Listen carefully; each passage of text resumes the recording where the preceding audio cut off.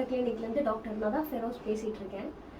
இப்போ இன்னைக்கு நம்ம என்ன பார்க்க போகிறோம் அப்படின்னு சொல்லி கேட்டிங்கன்னா, பல்லு எடுத்ததுக்கப்புறம் என்னென்ன மறைமுகமான சைடு எஃபெக்ட்ஸ் என்னென்ன இருக்குது அப்படின்னு சொல்லி நம்ம பார்க்க போகிறோம்.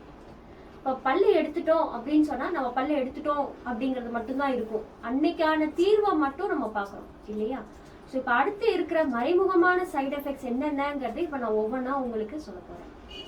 ஃபஸ்ட்டு வந்து பார்த்தீங்க அப்படின்னு சொன்னால், பல்லு முழுக்கும் பார்க்குறத விட நம்ம உடம்பு ஃபுல்லாக நம்ம பார்க்க போகிறோம். ஃபஸ்ட்டு வந்து சொல்ல வேண்டியது என்ன அப்படின்னு சொல்லி கேட்டிங்கன்னா, அல்சர் வருது, எனக்கு வாயிலேருந்து துர்நாற்றம் வந்து வருது, அது என்ன அப்படின்னு சொல்லி பார்த்தா அல்சர் இருக்குன்னு சொல்லலாம்.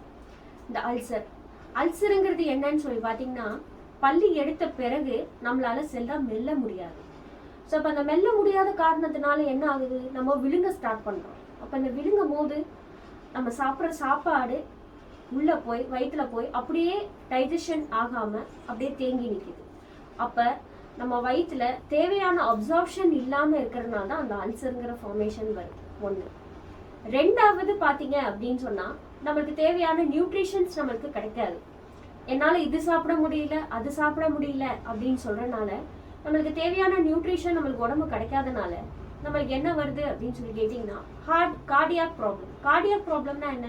எனக்கு ஹார்ட் அட்டாக், எனக்கு திடீர்னு சர்க்கரை நோய், எனக்கு ஹார்ட் அட்டாக் வந்துருச்சு, எனக்கு ஸ்டண்ட் வைக்க சொல்லியிருக்காங்க, எனக்கு ஆன்ஜியோ பார்க்க சொல்லியிருக்காங்க, என்னை ஆன்ஜியோகிராம் பண்ண சொல்லியிருக்காங்க, த்ரெட்மில்ல ஓடி நம்ம என்ன எப்படி இருக்கணும் என்ன இருக்கணும்னு சொல்லி பார்க்க சொல்லியிருக்காங்க அப்படின்னு சொல்லி. ஸோ இதுக்கெல்லாம் நம்ம என்ன பண்ணணும் அப்படின்னு சொல்லி கேட்டிங்கன்னா, நல்ல ப்ரோட்டீன் இருக்கிற டயட் சாப்பிடணும் அப்படின்னு சொல்லி கேட்டிங்கன்னா என்ன சாப்பிட்லாம் அப்படின்னு சொல்லி கேட்டிங்கன்னா, கொண்டக்கடலை, தட்டாம்பேரு, இந்த மாதிரி பட்டாணி வகைகள் சாப்பிட்றதுக்காக சொல்கிறோம். இந்த பட்டாணி வகைகள் சாப்பிடணும் அப்படின்னு சொன்னால் நல்ல பற்கள் இருக்கணும் இல்லையா?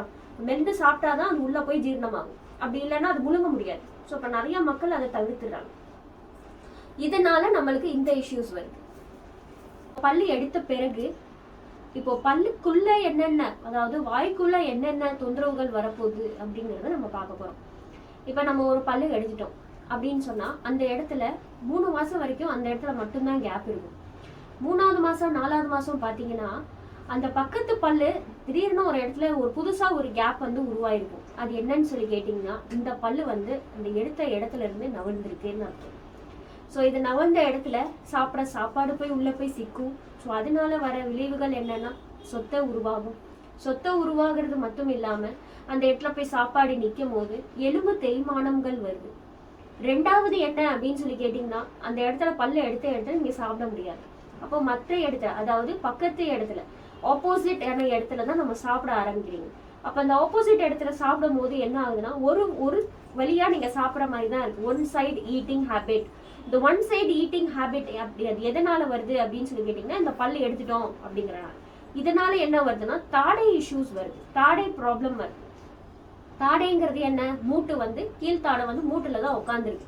அந்த மூட்டு இஷ்யூஸ் வந்து உங்களுக்கு வருது. அது என்னங்கிறது இன்னொரு ஒரு வீடியோல நம்ம டீட்டெயிலாக சொல்றோம். இந்த மாதிரி இருக்கு. அடுத்து வந்து பாத்தீங்க அப்படின்னு சொல்லி கேட்டிங்கன்னா, புது கேப்ஸ் வர ஆரம்பிக்குது. இந்த புது கேப்ஸ் வந்து பாத்தீங்கன்னா பல்லு எடுத்த இடத்துல மட்டும் கிடையாது, மேல இருந்து பல்லு கீழே இறங்கவும், அந்த இடத்துல புதுசா ஒரு கேப் கிரியேட் ஆகவும், அந்த இடத்துல கேப் இருக்கிற இடத்துல சாப்பாடு போய் தங்கி நிக்கிறதும், அதனால வந்த சொத்தை விளைவுகளும் வர ஆரம்பிக்குது. ஸோ இதெல்லாம் நீங்க புரிஞ்சுட்டு நீங்க இது கரெக்டா யூஸ் பண்ணிப்பீங்கன்னு நினைக்கிறேன். இப்போ நான் சொல்லியிருக்கிற ஒவ்வொன்றும் உங்களுக்கு புரியும்னு நினைக்கிறேன். இது உங்களுக்கு ஹெல்ப்ஃபுல்லாகவும் இருக்கணும்னு நினைக்கிறேன். இது உங்களுக்கு பிடிச்சிருந்துச்சுன்னா லைக், ஷேர், பக்கத்தில் பெல் ஐகான் ப்ரெஸ் பண்ணிக்கோங்க.